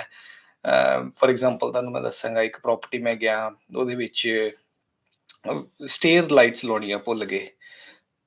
ਉਹ ਜਦੋਂ ਆਏ ਆ, ਉਹ ਜਿਹੜੇ ਸਟੇਅਰ ਲਾਈਟਸ ਲਾਉਣ ਆਇਆ, ਉਹਨੇ ਸਟੱਡ ਦੇ ਵਿੱਚ ਸਰਕਲ ਸਾਵ ਮਾਰ ਕੇ ਪੂਰਾ ਪਲਾਸਟਰ ਕੱਟ ਕੇ ਆਪਣੀਆਂ ਲਾਈਟਾਂ ਲਾ ਗਿਆ। ਬਟ ਉਹਨੇ ਜਦੋਂ ਫਿਲ ਕੀਤਾ, ਉਹ ਸਟੱਡ ਨੂੰ ਸਿਕਿਉਰ ਨਹੀਂ ਕੀਤਾ। ਹੁਣ ਤੁਸੀਂ ਆਪ ਦੇਖੋ ਕਿ ਜੇ ਇੱਕ ਲੱਕੜ ਹੈ, ਉਹਦੇ ਵਿੱਚੋਂ ਤੁਸੀਂ ਇੰਨਾ ਹਿੱਸਾ ਕੱਢਤਾ, ਤੇ ਉਹ ਲੱਕੜ ਦੇ ਵਿੱਚ ਸਟਰੈਂਥ ਕਿੰਨੀ ਰਹਿ ਗਈ। ਕੋਈ ਵੀ ਇਹ ਚੀਜ਼ਾਂ ਚੈੱਕ ਨਹੀਂ ਕਰ ਰਿਹਾ, ਕਿਉਂਕਿ ਤੁਹਾਡੇ ਅੱਗੇ ਬਾਅਦ ਚ ਪਲਾਸਟਰ ਲੱਗ ਜਾਣਾ ਹੈ, ਤੁਹਾਨੂੰ ਪਤਾ ਵੀ ਨਹੀਂ ਲੱਗਣਾ ਕਿ ਘਰਾਂ ਦੇ ਵਿੱਚ ਹੋਇਆ ਕੀ ਹੈ। ਸੋ ਕੋਸ਼ਿਸ਼ ਕਰੋ ਟਰਸਟਵਰਦੀ ਬੰਦੇ ਕੋ, ਜੇ ਤੁਸੀਂ ਖੁਦ ਘਰ ਬਣਾਉਣਾ ਹੈ, ਟਰਸਟਵਰਦੀ ਬੰਦੇ ਕੋ ਬਣਾਓ ਜਿਹਨੂੰ ਨੌਲੇਜ ਹੈ। ਲਾਇਸੈਂਸ ਬਹੁਤ ਲੋਕਾਂ ਕੋਲ ਹੈਗਾ, ਬਟ ਕੋਸ਼ਿਸ਼ ਕਰੋ ਜਿਹੜਾ ਰਿਪਰੈਜ਼ੈਂਟ ਸਹੀ ਕਰਦਾ ਹੈ। ਇਟਸ ਅ ਬਿਜ਼ਨਸ, ਠੀਕ ਹੈ ਨਾ। ਜਿਹੜਾ ਆਪਣਾ ਬਿਜ਼ਨਸ ਨੂੰ ਆਪਣੇ ਪ੍ਰਾਈਡ ਦੇ ਨਾਲ ਚਲਾਉਂਦਾ ਹੈ, ਉਹ ਤੁਹਾਡਾ ਕੰਮ ਹਮੇਸ਼ਾ ਚੰਗਾ ਕਰੇਗਾ, ਕਿਉਂਕਿ ਉਹ ਗਰੋਥ ਲਈ ਆਇਆ, ਉਹ ਪੈਸੇ ਲਈ ਨਹੀਂ ਆਇਆ। ਜਿਹੜਾ ਬੰਦਾ ਪੈਸੇ ਲਈ ਆਇਆ ਉਹ ਕਰੇਗਾ ਕਰ ਦਾਂਗੇ ਕਰ ਦਾਂਗੇ ਕਰ ਦਾਂਗੇ, ਪਰ ਜਿਹੜਾ ਗਰੋਥ ਲਈ ਆਇਆ ਉਹ ਐਡਮਿਟ ਰਹੇਗਾ। ਉਹ ਕਿਉਂਕਿ ਉਹਨੂੰ ਪਤਾ ਕਿ ਉਹਨੇ ਕੁਆਲਿਟੀ ਦੇਣੀ ਹੈ, ਉਹਨੇ ਆਪਣਾ ਨਾਮ ਬਣਾਉਣਾ ਹੈ। ਤੇ ਜੇ ਉਹ ਆਪਣਾ ਨਾਮ ਬਣਾ ਰਿਹਾ, obviously it cost a little more than other people। ਸੋ ਜਿਹੜਾ ਕੌਨਫੀਡੈਂਸ ਹੈ, ਕੰਜ਼ਿਊਮਰ ਕੌਨਫੀਡੈਂਸ ਹੈ, ਉਹ ਘਟ ਰਿਹਾ ਹੈ। ਅਨਫੋਰਚੂਨੇਟਲੀ ਉਹਦੇ ਨਾਲ ਕਾਫੀ ਬਿਲਡਿੰਗ ਕੰਟਰੈਕਟਰ ਸਫਰ ਕਰ ਰਿਹਾ ਹੈ, ਬਿਲਡਿੰਗ ਇੰਡਸਟਰੀ ਦੇ ਵਿੱਚ ਕੰਮ ਘਟ ਰਿਹਾ ਹੈ। ਇਟਸ ਅ ਰਿਪਲ ਇਫੈਕਟ, ਹਰ ਇੱਕ ਚੀਜ਼ ਦਾ ਰਿਪਲ ਇਫੈਕਟ ਹੁੰਦਾ ਹੈ। ਤੇ ਅਨਫੋਰਚੂਨੇਟਲੀ ਇਹ ਚੀਜ਼ਾਂ ਆਈ ਕੁਡ ਸੀ ਕਿ ਇੱਕ ਆ ਰਹੀਆਂ ਤੇ ਹੋ ਰਹੀਆਂ ਤੇ ਹੋਣਗੀਆਂ। ਸੋ ਇਹਨਾਂ ਚੀਜ਼ਾਂ ਨੂੰ ਤੁਸੀਂ ਪਲੀਜ਼ ਆਪਣੇ ਧਿਆਨ ਦੇ ਵਿੱਚ ਰੱਖੋ। ਔਰ ਜੇ ਤੁਸੀਂ ਨਵਾਂ ਘਰ ਬਣਾਉਣ ਦੇ ਬਾਰੇ ਸੋਚ ਰਹੇ ਹੋ, ਤੇ ਮੈਂ ਫਿਲਹਾਲ ਕਹਾਂਗਾ ਕਿ it's not the time to really invest big. ਇਸ ਟਾਈਮ ਦੇ ਵਿੱਚ ਐਗਜ਼ਿਸਟਿੰਗ ਪ੍ਰੋਪਰਟੀ ਖਰੀਦ ਕੇ ਤੁਹਾਨੂੰ ਚੰਗੀ ਡੀਲ ਮਿਲ ਜੇਗੀ। ਬਟ ਜੇ ਫਿਰ ਵੀ ਤੁਹਾਡਾ ਮਨ ਹੈਗਾ ਕਿ ਤੁਸੀਂ ਆਪਣਾ ਘਰ ਬਣਾਉਣਾ, ਤੇ ਪਲੀਜ਼ ਕੁਝ ਟਰਸਟਵਰਦੀ ਬਿਲਡਰ ਨੂੰ ਲੱਭ ਕੇ ਆਪਣਾ ਤੁਸੀਂ ਡ੍ਰੀਮ ਹੋਮ ਬਣਾ ਸਕਦੇ ਹੋ। ਦੂਸਰੀ ਜਿਹੜੀ ਹੈਗੀ ਹੈ, ਜਿਹੜੀ ਮਾਰਕੀਟ ਦੇ ਵਿੱਚ ਖਬਰ ਹੈ, ਉਹ ਹੈਗੀ ਲੈਂਡ। ਲੋਟ ਆਫ ਪੀਪਲ, ਜਦੋਂ ਚੰਗਾ ਟਾਈਮ ਚੱਲ ਰਿਹਾ ਸੀਗਾ, ਉਹਨਾਂ ਨੇ ਲੈਂਡ ਹੋਲਡ ਕੀਤੀ ਸੀਗੀ ਕਿ ਇਹਦਾ ਨੋਮੀਨੇਸ਼ਨ ਕਰ ਦਾਂਗੇ ਜਾਂ ਵੇਚ ਦਾਂਗੇ ਫॉर ਪ੍ਰੋਫਿਟ। ਹੁਣ ਅਫੋਰਡੇਬਿਲਿਟੀ ਘਟਣ ਦੇ ਨਾਲ, ਬੈਂਕ ਦੀ ਸਰਵਿਸੇਬਿਲਿਟੀ ਘਟਣ ਦੇ ਨਾਲ, ਕਾਫੀ ਲੋਕ ਉਸ ਲੈਂਡ ਨੂੰ ਸੈਟਲ ਨਹੀਂ ਕਰਵਾ ਪਾ ਰਹੇ। ਜਿਹੜੇ ਕਰਵਾ ਪਾ ਰਹੇ, ਓਬਵੀਅਸਲੀ ਜਿਹੜੀ ਲੈਂਡ ਹੈ ਉਹ ਕਦੀ ਵੀ ਤੁਹਾਨੂੰ ਰਿਟਰਨ ਨਹੀਂ ਦਿੰਦੀ। ਫॉर एग्जांपल ਜਦੋਂ ਮੈਂ ਘਰ ਬਣਾ ਲਿਆ, ਮੈਨੂੰ ਰੈਂਟ ਆ ਰਿਹਾ, ਮੇਰੇ ਆਊਟ ਆਫ ਪੋਕਟ ਦੀ ਜਿਹੜੀ ਵੈਲਿਊ ਆ ਉਹ 10 to 20% ਆ ਜਾਂਦੀ ਹੈ। ਬਟ ਜਿਹੜੀ ਲੈਂਡ ਹੈ ਉਹ 100% ਹੈ। ਔਰ ਖਾਸ ਕਰਕੇ ਹੁਣ ਜਿਹੜੀ ਲੈਂਡ ਦੇ ਉੱਤੇ ਹੈ, ਉਹ ਤੁਸੀਂ ਡੈਪਰੀਸ਼ੀਏਟ ਵੀ ਨਹੀਂ ਕਰ ਸਕਦੇ। ਜਿੱਦਾਂ ਮੈਂ ਤੁਹਾਨੂੰ ਪਹਿਲਾਂ ਕਿਹਾ ਸੀਗਾ ਕਿ ਜੇ ਤੁਹਾਡੇ ਪ੍ਰੋਪਰਟੀ ਦੇ ਉੱਤੇ $15,000 ਦਾ ਖਰਚਾ ਹੈ, ਤੁਸੀਂ 6 ਤੋਂ ਲੈ ਕੇ 7,000 ਤੱਕ ਸਿਰਫ ਐਕਸਪੈਂਸਿਸ ਤੇ ਡੈਪਰੀਸ਼ੀਏਟ ਕਰ ਸਕਦੇ ਹੋ। ਬਾਕੀ ਜਿਹੜੀ ਪ੍ਰੋਪਰਟੀ ਦੀ ਵੈਲਿਊ ਡੈਪਰੀਸ਼ੀਏਟ ਹੋਣੀ ਹੈ, ਉਹ ਸੈਪਰੇਟ ਹੈ। ਬਟ ਲੈਂਡ ਦੇ ਵਿੱਚ ਤੁਸੀਂ ਉਹ ਵੀ ਡੈਪਰੀਸ਼ੀਏਟ ਨਹੀਂ ਕਰ ਸਕਦੇ। ਸੋ ਆਈ ਥਿੰਕ ਟਾਈਮ ਦੇ ਵਿੱਚ ਜਦੋਂ ਇਨਵੈਸਟਮੈਂਟ ਹੋਈ ਸੀਗੀ, ਉਦੋਂ ਪਤਾ ਨਹੀਂ ਸੀਗਾ। ਔਰ 2019 ਤੋਂ ਪਹਿਲਾਂ ਐਕਚੁਅਲ ਲੈਂਡ ਵੀ ਤੁਸੀਂ ਡੈਪਰੀਸ਼ੀਏਟ ਕਰ ਸਕਦੇ ਜੇ ਤੁਸੀਂ। ਹੁਣ ਰੀਸੈਂਟਲੀ ਜਿਹੜਾ 2020 ਦੇ ਵਿੱਚ ਉਹਨਾਂ ਨੇ ਰੈਗੂਲੇਸ਼ਨ ਚੇਂਜ ਕੀਤੀ ਹੈ, ਉਹਦੇ ਨਾਲ ਇਹ ਇਫੈਕਟ ਹੋਇਆ। ਔਰ ਕਾਫੀ ਲੋਕ ਸਫਰ ਕਰ ਰਹੇ ਆ, ਕਿਉਂਕਿ ਲੈਂਡ ਰਿਟਰਨ ਨਹੀਂ ਦੇ ਰਹੀ। ਸੋ ਜਿਹੜੀ ਇਨਵੈਸਟਮੈਂਟ ਹੈ, ਹਮੇਸ਼ਾ ਯਾਦ ਰੱਖਿਓ ਕਿ ਤੁਹਾਡੀ ਰਿਟਰਨ ਤੇ ਬੇਸਡ ਹੁੰਦੀ ਹੈ। ਜੇ ਰਿਟਰਨ ਚੰਗੀ ਨਹੀਂ ਆ ਰਹੀ, ਤੇ ਉਹ ਇਨਵੈਸਟਮੈਂਟ ਚੰਗੀ ਨਹੀਂ ਹੈਗੀ। Until unless you have big pockets, ਤੁਸੀਂ ਕਿਤੇ ਜਾ ਕੇ ਲੈਂਡ ਬੈਂਕਿੰਗ ਕਰ ਸਕਦੇ ਹੋ, ਇਟਸ ਗੁੱਡ। ਬਟ ਜੇ ਤੁਸੀਂ ਲੈਂਡ ਬੈਂਕਿੰਗ ਨਹੀਂ ਕਰ ਸਕਦੇ, ਤੇ ਬਹੁਤ ਜ਼ਰੂਰੀ ਹੈ ਕਿ ਤੁਸੀਂ ਆਪਣੀ ਕੈਸ਼ ਫਲੋ ਤੇ ਫੋਕਸ ਕਰੋ। ਜਦੋਂ ਬਿਜ਼ਨਸ ਚੱਲਦਾ ਹੈ, ਜਿਹੜੀ ਇਨਵੈਸਟਮੈਂਟ ਹੈ ਇਹ ਬਿਜ਼ਨਸ ਹੈ। ਜਦੋਂ ਤੁਹਾਡਾ ਬਿਜ਼ਨਸ ਚੱਲਦਾ ਹੈ, ਤੁਸੀਂ ਕੈਸ਼ ਫਲੋ ਨੂੰ ਪ੍ਰਾਇਓਰਿਟੀ ਦਿਓ, ਨਾ ਕਿ ਤੁਸੀਂ ਉਸ ਪ੍ਰੋਪਰਟੀ ਨੂੰ ਐਂਟੀਸਿਪੇਟ ਕਰੋ ਕਿ ਇਹ ਵੱਧ ਜਾਏਗੀ। ਵਧਣਾ is icing on top of the cake. Cash flow is more important. That is the fundamental of investments. ਸੋ ਜੇ ਤੁਸੀਂ ਹੁਣ ਫੰਡਾਮੈਂਟਲਸ ਫੋਲੋ ਕਰੋਗੇ ਤਦੇ ਤੁਸੀਂ ਆਪਣੀ ਲਾਈਫ 'ਚ ਅੱਗੇ ਨਿਕਲ ਸਕੋਗੇ, ਕਿਉਂਕਿ ਜਿਹੜਾ ਪੁਸ਼ ਸੀਗਾ ਪ੍ਰੋਪਰਟੀ ਮਾਰਕੀਟ ਦੇ ਵਿੱਚ ਆਇਆ ਪਿਛਲੇ 2-3 ਸਾਲਾਂ ਦੇ ਵਿੱਚ, ਆਈ ਹਾਈਲੀ ਡਾਊਟਡ ਕਿ ਉਹ ਪੁਸ਼ ਏਦਾਂ ਮੇਨਟੇਨ ਰਹੇਗਾ। ਉਹਦੇ ਮਲਟੀਪਲ ਕਾਰਨਸ ਹੈ। ਕਾਰਨ ਇਹ ਹੈ ਕਿ ਤੁਸੀਂ, ਹੁਣ ਮੈਂ ਕਿੱਦਾਂ ਕਹਾਂ, it's ਗੋਨਾ offend lot of people, but it's the truth. ਕਾਰਨ ਇਹ ਹੈ ਕਿ ਲੋਕਾਂ ਕੋਲ ਨਾ ਪੈਸਾ ਨਹੀਂ ਹੈਗਾ, ਜਿੰਨੇ ਖਰਚੇ ਵੱਧ ਗਏ ਹੋਏ ਆ। ਸੋ ਇਸ ਕਰਕੇ ਮੈਂ ਸੋਰੀ ਕਮੈਂਟਸ ਦੇਖ ਨਹੀਂ ਰਿਹਾ ਸੀਗਾ। ਲੈਟ ਮੀ ਗੋ ਬੈਕਵਰਡਸ। ਮੈਂ ਵਧੀਆ, thank you so much. Hop ਤੁਸੀਂ ਵੀ ਵਧੀਆ ਹੋਵੋਗੇ। ਦੇਖੋ ਕੋਈ ਵੀ ਕਮੈਂਟ ਹੈ ਤੁਸੀਂ ਪਲੀਜ਼ ਹੁਣ ਮੈਨੂੰ ਕਰੋ। I'm just reading the comments ਨਾਓ। ਜੇ ਤੁਹਾਡਾ ਕੋਈ ਕੁਐਸਚਨ ਹੈਗਾ ਤੁਸੀਂ ਮੈਨੂੰ ਕਰ ਸਕਦੇ ਹੋ ਜੀ ਪਲੀਜ਼।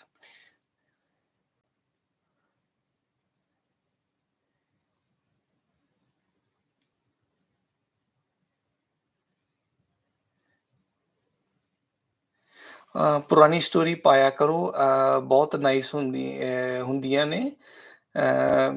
ਇਹ 8 ਬੰਦੇ, sorry I miss the comment. ਮੈਨੂੰ ਸਮਝ ਆਇਆ ਤੁਸੀਂ ਕਿਹਾ what's the verdict for rental property please. Verdict ਕੋਈ ਵੀ ਨਹੀਂ ਹੈ। It's again be a student, always learn. ਤੁਸੀਂ ਜਦੋਂ ਵੀ ਕੋਈ ਚੀਜ਼ ਕਰਦੇ ਹੋ ਹਮੇਸ਼ਾ ਲਰਨ ਕਰਨ ਦੀ ਕੋਸ਼ਿਸ਼ ਕਰੋ। ਇਹ ਨਾ ਕਰੋ ਕਿ ਤੁਸੀਂ ਆਪਾਂ ਨੂੰ ਆਦਤ ਪੈ ਗਈ ਹੋਈ ਹੈ ਪੜ੍ਹਨ ਤੱਕ ਜਾਣ ਦੀ, ਬਾਬਿਆਂ ਕੋਲ ਪੁੱਛਣ ਦੀ ਕੀ ਬਣੇਗਾ future. You don't know the future. all you can do is invest in the current scenario. ਆਉਣ ਵਾਲੇ ਟਾਈਮ ਦੇ ਵਿੱਚ ਜੇ ਕਰੋਨਾ ਪਾਰਟ 2 ਆ ਗਿਆ, ਹੋ ਸਕਦਾ ਹੈ ਐਵਰੀਥਿੰਗ ਵਿਲ ਚੇਂਜ। ਫਿਰ ਤੁਹਾਡੀ ਇਨਵੈਸਟਮੈਂਟ ਸਟ੍ਰੈਟਜੀ ਉਸ ਹਿਸਾਬ ਦੇ ਨਾਲ ਚੇਂਜ ਹੋਣੀ ਚਾਹੀਦੀ ਹੈ। ਸੋ ਹਮੇਸ਼ਾ ਕੋਸ਼ਿਸ਼ ਕਰੋ ਕਿ ਸਿਚੁਏਸ਼ਨ ਦੇ ਹਿਸਾਬ ਦੇ ਨਾਲ ਇਨਵੈਸਟ ਕਰੋ, ਨਾ ਕਿ ਪ੍ਰੈਡਿਕਸ਼ਨ ਦੇ ਹਿਸਾਬ ਦੇ ਨਾਲ।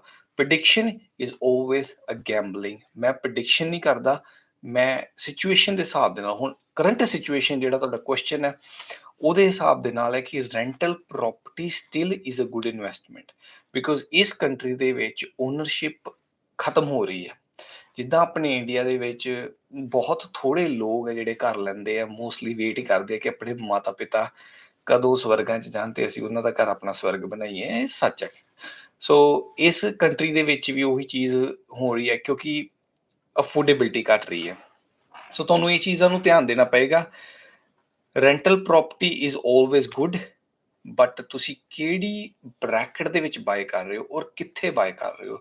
Location is the king. ਹੁਣ ਮੈਂ ਤੁਹਾਨੂੰ ਐਗਜ਼ਾਮਪਲ ਦਿੰਦਾ। ਡੀਆਈਐਸ ਪ੍ਰੋਪਰਟੀ ਦੇ ਵਿੱਚ 2013 ਦੇ ਵਿੱਚ ਮੈਂ 2 ਪ੍ਰੋਪਰਟੀਜ਼ ਬਾਈ ਕੀਤੀਆਂ ਸੀਗੀਆਂ। ਉਹਦੇ ਨਾਲ ਉਹ ਇੱਕ ਪ੍ਰੋਪਰਟੀ ਸੀਗੀ ਬੈਂਡਿਗੋ ਦੇ ਵਿੱਚ, ਇੱਕ ਸੀਗੀ ਬਾਲਰਹਾਟ ਦੇ ਵਿੱਚ। ਓਬਵੀਅਸਲੀ ਜਿਹੜੇ ਵਿਕਟੋਰੀਆ ਦੇ ਵਿੱਚ ਨਹੀਂ ਹੈਗੇ ਉਹਨਾਂ ਨੂੰ ਨਹੀਂ ਪਤਾ ਹੋਏਗਾ ਕਿ ਉੱਥੇ ਕਿੱਦਾਂ ਸੀਗੀ। ਹਾਊਐਵਰ ਉਸੇ ਟਾਈਮ ਦੇ ਵਿੱਚ ਮੈਂ 2 ਹੋਰ ਪ੍ਰੋਪਰਟੀਆਂ ਇੱਧਰ ਇਨਰ ਸਿਟੀ ਦੇ ਵਿੱਚ ਬਾਏ ਕੀਤੀਆਂ ਸੀਗੀਆਂ। ਥੋੜ੍ਹੀ ਜਿਹੀ ਐਕਸਪੈਂਸਿਵ ਸੀ, ਬਟ ਜੇ ਮੈਂ ਗਰੋਥ ਨੂੰ ਅੱਜ ਉਸ ਟਾਈਮ ਦੇ ਨਾਲ ਕੰਪੇਅਰ ਕਰਾਂ, ਬਹੁਤ ਜ਼ਿਆਦਾ ਗਰੋਥ ਇਨਰ ਸਿਟੀ ਨੇ ਦਿੱਤੀ ਹੈ। ਜਿਹੜੀਆਂ ਪ੍ਰੋਪਰਟੀਆਂ ਐਨਡੀਐਸ ਪ੍ਰੋਪਰਟੀ ਮੈਂ ਸੌਰੀ ਕਹਿ ਗਿਆ, ਉਹ ਐਕਚੁਅਲ 'ਚ ਸੀਗਾ ਅਫੋਰਡੇਬਲ ਰੈਂਟਲ ਸਕੀਮ ਸੀਗੀ ਗਵਰਨਮੈਂਟ ਵੱਲੋਂ। ਤੁਹਾਨੂੰ ਸੌਰਟ ਆਫ ਟੈਕਸ ਰੀਬੇਟ ਦਿੰਦੇ ਸੀਗੇ $1,00,000 ਸਾਲ ਦਾ। ਸੋ ਮੈਂ ਜੇ ਪ੍ਰੋਪਰ ਮੈਥਾਮੈਟਿਕਸ ਕਰਾਂ ਤੇ ਉਹ ਪ੍ਰੋਪਰਟੀ ਇੰਨੀਆਂ ਨਹੀਂ ਵਧੀਆਂ। ਹੁਣ ਕਾਰਨ ਤੁਸੀਂ ਦੇਖੋ ਕਿਉਂ ਨਹੀਂ ਵਧੀਆਂ। ਉਹਦੇ ਵਿੱਚ ਜਿਹੜੇ ਟੈਨੈਂਟ ਰਹਿ ਰਹੇ ਆ, ਉਹ ਰਹਿ ਰਹੇ ਆ ਜਿਨ੍ਹਾਂ ਕੋ ਅਸੀਂ ਰੈਂਟ ਘੱਟ ਚਾਰਜ ਕਰਦੇ ਹਾਂ, ਕਿਉਂਕਿ ਗਵਰਨਮੈਂਟ ਸਾਨੂੰ ਸਬਸਿਡਾਈਜ਼ ਕਰਦੀ। ਸੋ 20% ਰੈਂਟ ਘੱਟ ਚਾਰਜ ਕਰਦੇ ਆ। ਰੈਂਟਲ ਅਫੋਰਡੇਬਿਲਟੀ ਲਈ ਹਾਊਸ ਬਣੇ ਸੀਗੇ। ਹੁਣ ਜਿਹੜੀ ਉਹ ਸੁਸਾਇਟੀ ਆ ਉਹਦੇ ਵਿੱਚ ਸਾਰੇ ਉਹ ਲੋਕੀ ਰਹਿ ਰਹੇ ਆ, ਤੇ ਹੁਣ ਤੁਸੀਂ ਜਦੋਂ ਕਿਸੇ ਨੂੰ ਘਰ ਵੇਚਣਾ, ਤੁਸੀਂ ਉਸ ਸੁਸਾਇਟੀ ਦੇ ਵਿੱਚ ਜੇ ਘਰ ਵੇਚੋਗੇ ਤੇ ਬਹੁਤ ਥੋੜੇ ਲੋਕ ਉਹ ਘਰ ਲੈਣਾ ਪਸੰਦ ਕਰਨਗੇ। ਕਿਉਂਕਿ ਜੇ ਤੁਸੀਂ ਚੰਗੀ ਲੋਕੇਸ਼ਨ ਤੇ ਬਾਏ ਕੀਤਾ, you have a better buyer, you have a better prospects. So ਉਹਦੇ ਵਿੱਚ ਬ੍ਰੇਕ ਇਵਨ ਇਸ ਲਈ ਹੋ ਗਿਆ ਕਿ ਚਲੋ ਗਵਰਨਮੈਂਟ ਮੈਨੂੰ ਟੈਕਸ ਰਿਬੇਟਸ ਦਿੱਤੀਆਂ ਸੀਗੀਆਂ, ਬਟ ਉਸ ਚੀਜ਼ ਤੋਂ ਮੈਂ ਲਰਨ ਕੀਤਾ ਕਿ ਲੋਕੇਸ਼ਨ ਜਿਹੜੀ ਹੈ ਉਹ ਬਹੁਤ ਜ਼ਰੂਰੀ ਹੈ। ਇਟਸ ਨਾਟ ਅਬਾਊਟ ਕਿ ਤੁਸੀਂ ਕਿਤੇ ਵੀ ਘਰ ਲੈ ਲਓ ਤੁਹਾਡਾ ਘਰ ਅੱਗੇ ਚੱਲ ਜਾਏਗਾ। maybe my word selection was not accurate. I meant should I sell my property or hold? No, don't sell anything right now. ਜਿੰਨਾ ਤੁਸੀਂ ਕੋਸ਼ਿਸ਼ ਕਰ ਸਕਦੇ ਹੋ ਆਪਣੀ ਪ੍ਰੋਪਰਟੀ ਨੂੰ ਹੋਲਡ ਕਰੋ ਐਂਡ ਉਸ ਚੀਜ਼ ਨੂੰ ਤੁਸੀਂ ਸਰ ਮੈਨੂੰ 1 ਮਿੰਟ ਦਿਓ, ਮੈਂ ਕੁਐਸਚਨ ਪੜ੍ਹ ਕੇ ਤੁਹਾਨੂੰ ਐਕਸੈਪਟ ਕਰ ਲੈਣਾ।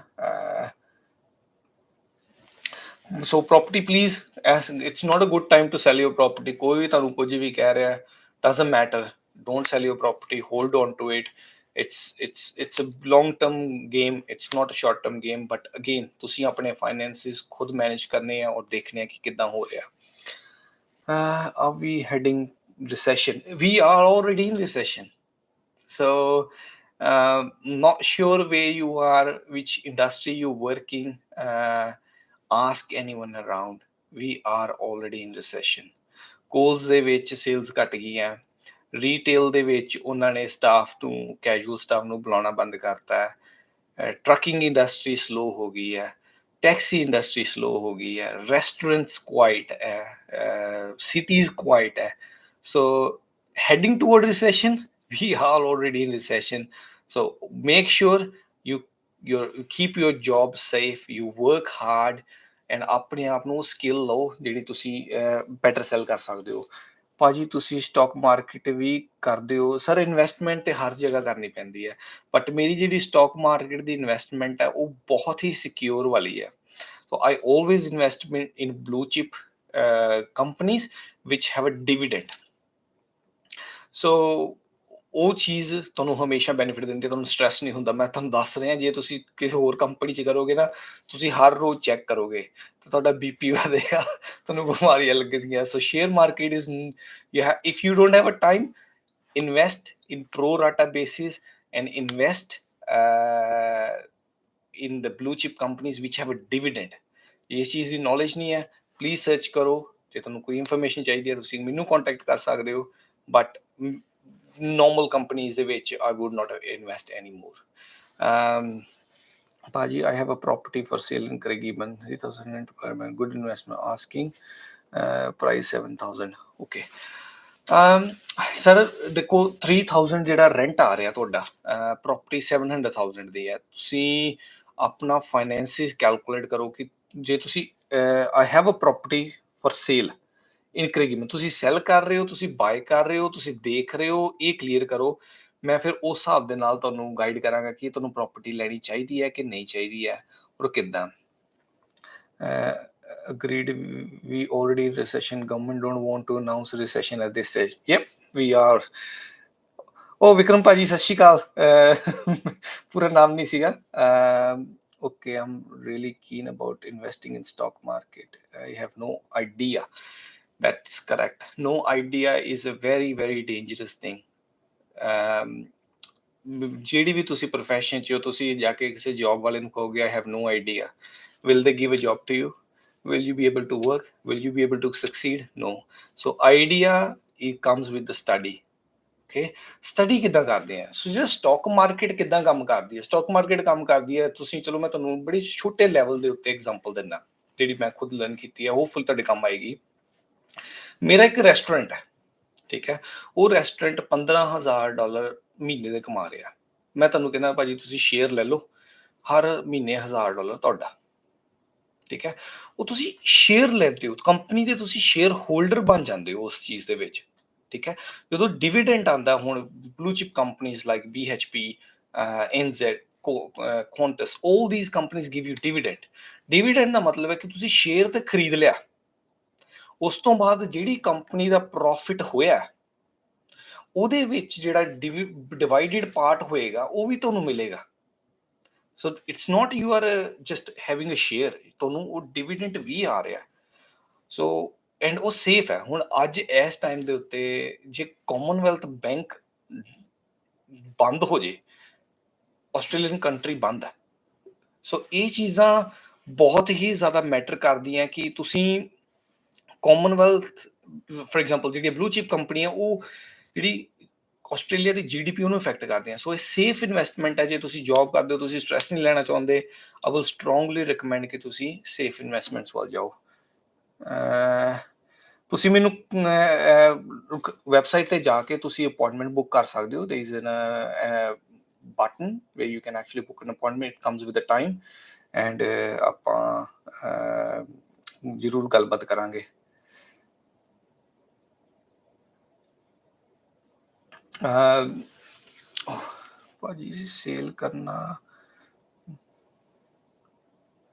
ਨਾ, it's not it's not time to sell, but ਤੁਹਾਡੀ ਸਰਕਮਸਟੈਂਸਿਸ ਕੀ ਕਹਿ ਰਹੇ ਆ। ਦੇਖੋ ਹਰ ਇੱਕ ਦੀ ਸਰਕਮਸਟੈਂਸਿਸ ਡਿਫਰੈਂਟ ਹੁੰਦੇ ਆ। ਜੇ ਤੁਸੀਂ ਜੌਬ ਦੇ ਵਿੱਚ ਹੋ, ਤੁਸੀਂ ਅਫੋਰਡ ਕਰ ਸਕਦੇ ਹੋ ਤੇ ਤੁਸੀਂ ਸੈਲ ਕਰ ਰਹੇ ਹੋ, ਮੇਰੀ ਡਿਕਸ਼ਨਰੀ ਦੇ ਵਿੱਚ ਤੁਹਾਡੇ ਤੋਂ ਵੱਡਾ ਬੇਵਕੂਫ ਕੋਈ ਨਹੀਂ ਹੋਏਗਾ। ਹਾਊਐਵਰ ਜੇ ਤੁਹਾਡੀ ਜੌਬ ਲੋਸਟ ਹੋ ਗਈ ਹੈ, ਤੁਸੀਂ ਆਲਰੇਡੀ ਸਟਰਗਲ ਕਰ ਰਹੇ ਹੋ ਕਿ ਤੁਸੀਂ ਆਪਣਾ ਘਰ ਰੱਖਣਾ ਚਾਹੁੰਦੇ ਹੋ, ਫਿਰ ਇਨਵੈਸਟਮੈਂਟ ਨੂੰ ਕੱਢਣਾ ਇੱਕ ਅਕਲਮੰਦੀ ਵਾਲੀ ਗੱਲ ਹੋਏਗੀ। So it's all about your current situation.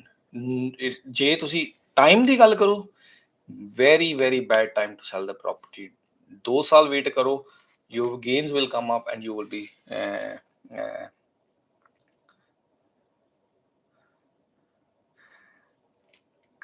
ਕਿਹੜੇ ਬਲੂ ਚਿਪ ਤੁਸੀਂ ਸਿੰਪਲ ਜਾ ਕੇ ਨਾ AXS ਦੀ ਜਿਹੜੀ ASX ਦੀ ਜਿਹੜੀ ਵੈਬਸਾਈਟ ਹੈ, ਉੱਥੇ ਜਾ ਕੇ ਤੁਸੀਂ ਟੌਪ 20 ਜਿਹੜੀਆਂ ਕੰਪਨੀਜ਼ ਹੈ, ਟ੍ਰੇਡਿੰਗ ਕੰਪਨੀਜ਼, ਉਹਨੂੰ ਸਰਚ ਮਾਰ ਲਓ। ਉਹ ਸਾਰੀਆਂ ਬਲੂ ਚਿਪ ਹੀ ਹੈ।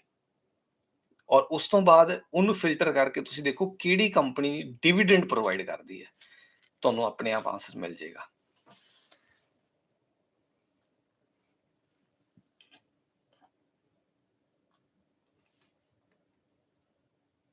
No worries.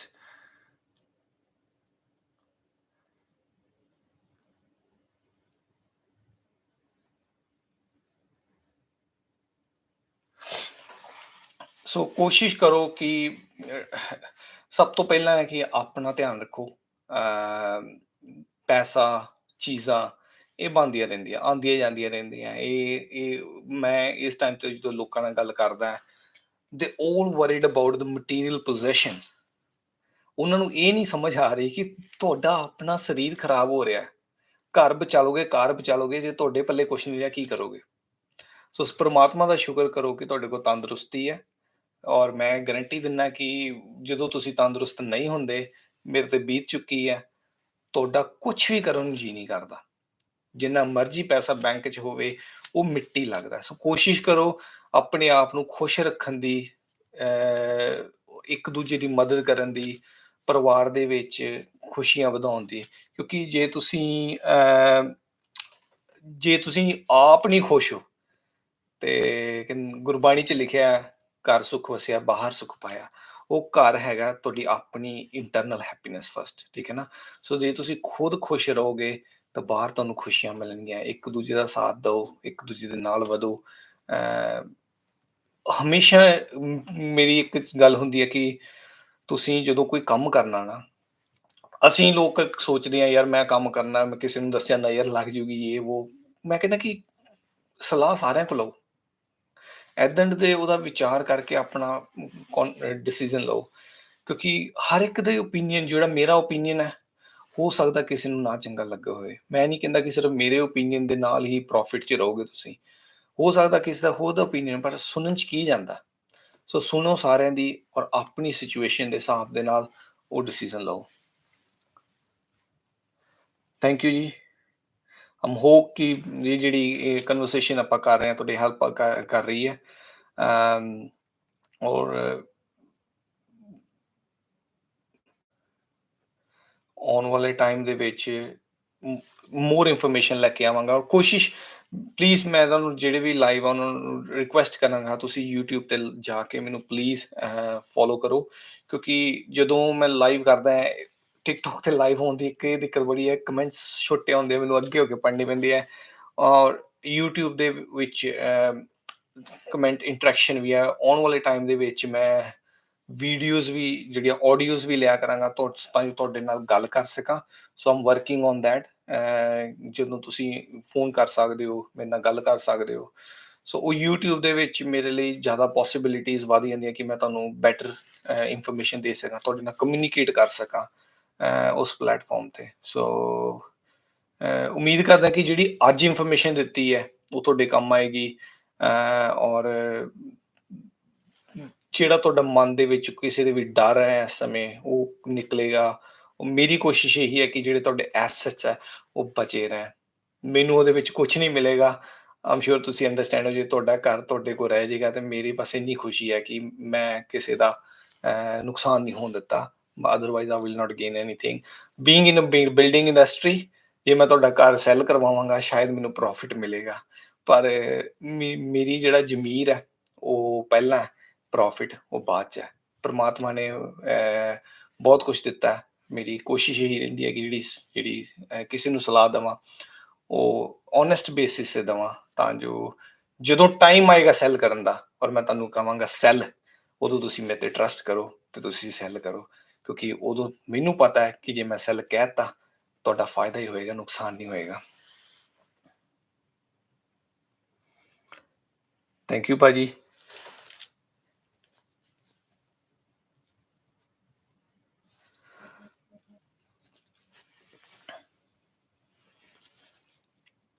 ਬਾਕੀ ਥੈਂਕ ਯੂ ਸੋ ਮਚ ਤੁਹਾਡੇ ਸਾਰਿਆਂ ਦਾ, ਤੁਸੀਂ ਲਾਈਵ ਆਏ, ਮੈਨੂੰ ਇੰਨਾ ਕੀਮਤੀ ਟਾਈਮ ਦਿੱਤਾ, ਮੇਰੀਆਂ ਗੱਲਾਂ ਸੁਣੀਆਂ। ਜੇ ਤੁਹਾਡੇ ਮਨ ਦੇ ਵਿੱਚ ਕੋਈ ਵੀ ਕੁਐਸਚਨ ਹੈ ਜਿਹੜਾ ਤੁਸੀਂ next time next Saturday discuss ਕਰਨਾ ਚਾਹੁੰਦੇ ਹੋ, ਪਲੀਜ਼ ਮੈਨੂੰ ਮੈਸੇਜ ਕਰ ਸਕਦੇ ਹੋ ਤੁਸੀਂ। ਉਹ ਜੇ ਮੇਰੇ ਕੋਲ ਉਸ ਚੀਜ਼ ਦੇ ਬਾਰੇ ਨੌਲੇਜ ਨਹੀਂ ਹੋਏਗੀ ਮੈਂ ਰਿਸਰਚ ਕਰਾਂਗਾ ਤੇ ਡੈਫੀਨੇਟਲੀ। ਔਰ ਆਉਣ ਵਾਲੇ ਟਾਈਮ ਦੇ ਵਿੱਚ I think lot of immigration changes are happening as well. obviously different topic ਹੈ, ਮੇਰਾ different branch of business ਹੈ। ਮੈਨੂੰ I'm just thinking ਕਿ ਉਸ ਚੀਜ਼ ਨੂੰ ਮੈਂ ਕਿੱਦਾਂ collaborate ਕਰਾਂ, ਜਾਂ ਮੇਬੀ ਇਹ different day ਉਸ ਚੀਜ਼ ਤੇ ਡਿਸਕਸ ਕਰਾਂ ਜਿੱਦਣ ਸਿਰਫ ਮੈਂ ਇਸ ਚੀਜ਼ ਤੇ ਟੌਪਿਕ ਤੇ ਡਿਸਕਸ ਕਰਾਂ, ਕਿਉਂਕਿ ਇਹ ਵੀ ਬਹੁਤ ਜ਼ਰੂਰੀ ਟੌਪਿਕ ਹੈ। ਅਸੀਂ ਜਦੋਂ ਆਪਣੇ ਇੱਥੇ ਹੁੰਦੇ ਹਾਂ ਸਾਨੂੰ ਹੁੰਦਾ ਕਿ ਅਸੀਂ ਆਪਣੇ ਪਰਿਵਾਰ ਨੂੰ ਕਿੱਦਾਂ ਲੈ ਆ ਸਕਦੇ ਹਾਂ, ਜਾਂ ਸਾਡੇ ਜਿਹੜੇ ਰਿਲੇਟਿਵਸ ਆਏ ਆ ਉਹਨਾਂ ਦਾ ਫਿਊਚਰ ਕਿੱਦਾਂ ਹੈ, ਕਿਉਂਕਿ it's changing very very rapidly. ਔਰ ਕਿਹੜੀਆਂ-ਕਿਹੜੀਆਂ ਚੀਜ਼ਾਂ ਨਾਲ ਤੁਸੀਂ ਮੇਰੀ ਕੋਸ਼ਿਸ਼ ਇਹ ਹੁੰਦੀ ਹੈ ਕਿ ਸਕਿਲਡ ਲੇਬਰ ਨੂੰ ਪ੍ਰਮੋਟ ਕੀਤਾ ਜਾਵੇ, ਨਾ ਕਿ ਸਟੂਡੈਂਟਸ ਨੂੰ। ਸਟੂਡੈਂਟ ਕਹਿੰਦੇ ਸਟੂਡੈਂਟ ਵੀਜ਼ੇ ਨੂੰ, because it's a very hard visa. Hard visa in sense not to get, ਤੁਸੀਂ ਕੰਮ ਕਰਦੇ ਹੋ ਇੱਥੇ ਆ ਕੇ ਬਹੁਤ ਹਾਰਡ ਲਾਈਫ ਹੋ ਜਾਂਦੀ ਹੈ। ਸੋ ਉਸ ਚੀਜ਼ ਕਰਕੇ ਕੋਸ਼ਿਸ਼ ਮੇਰੀ ਰਹੇਗੀ।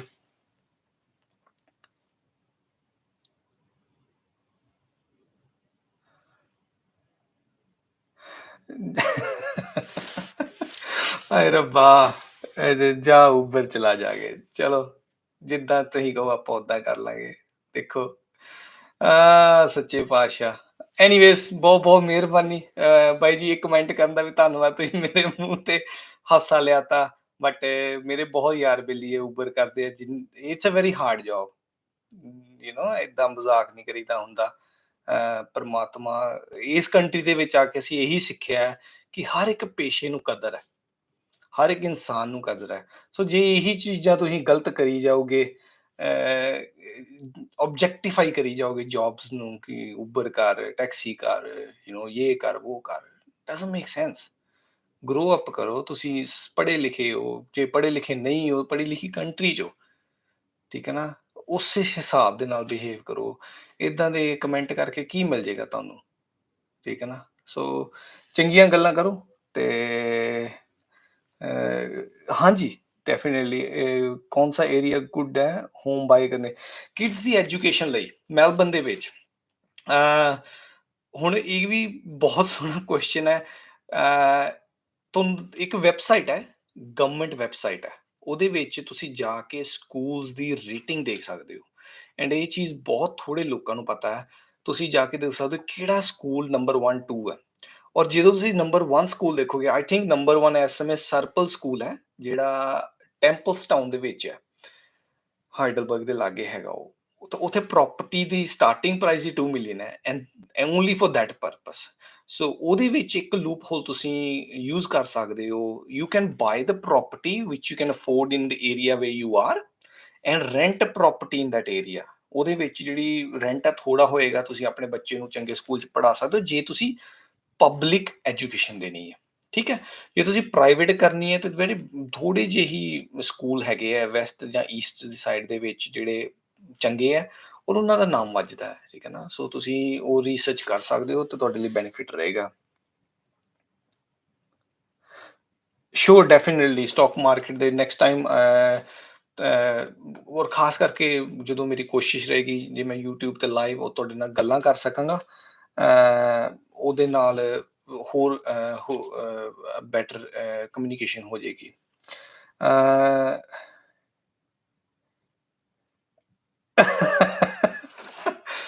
ਵੇਟ ਗੇਨ ਕੀਤਾ, ਹਾਂਜੀ ਭਾਜੀ, ਮੈਂ ਵੇਟ ਗੇਨ ਕੀਤਾ। ਮੈਂ ਕੰਡੇ ਤੇ ਚੜ੍ਹ ਕੇ ਰੋਜ਼ ਆਪਣੇ ਮੱਥੇ ਤੇ ਹੱਥ ਮਾਰਦਾ, ਕੋਸ਼ਿਸ਼ ਕਰ ਰਿਹਾ ਕਿ ਥੋੜਾ ਜਿਹਾ ਲੀਨ ਹੋਵਾਂ, ਬੋਡੀ ਤੁਹਾਡੀ ਰਹਿੰਦੀ ਹੈ, ਐਕਟਿਵ ਰਹਿੰਦੀ ਹੈ। ਬਟ ਗਲੈਡ ਤੁਸੀਂ ਪਿਕ ਕੀਤਾ, ਕਿਉਂਕਿ ਮੇਰੀ ਵਾਈਫ ਰੋਜ਼ ਪਿਕ ਕਰਦੀ ਹੈ, ਕਹਿੰਦੀ ਮੋਟਾ ਹੋ ਗਿਆ ਤੂੰ।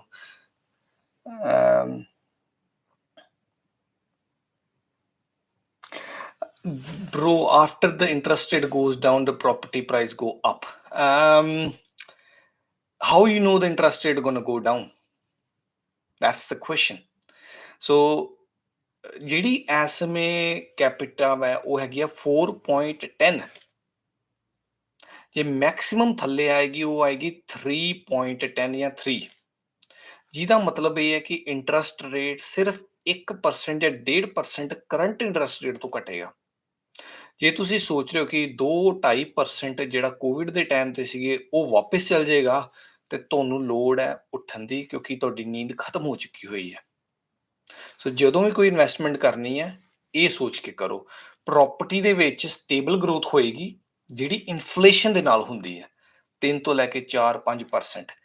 ਜਿਹੜੀ 10% 20% ਪਿਛਲੇ ਸਾਲਾਂ ਦੇ ਵਿੱਚ ਫੋਰਚੂਨੇਟਲੀ ਹੋ ਗਈ ਹੈ, ਉਹ ਫਿਰ ਨਹੀਂ ਹੋਏਗੀ।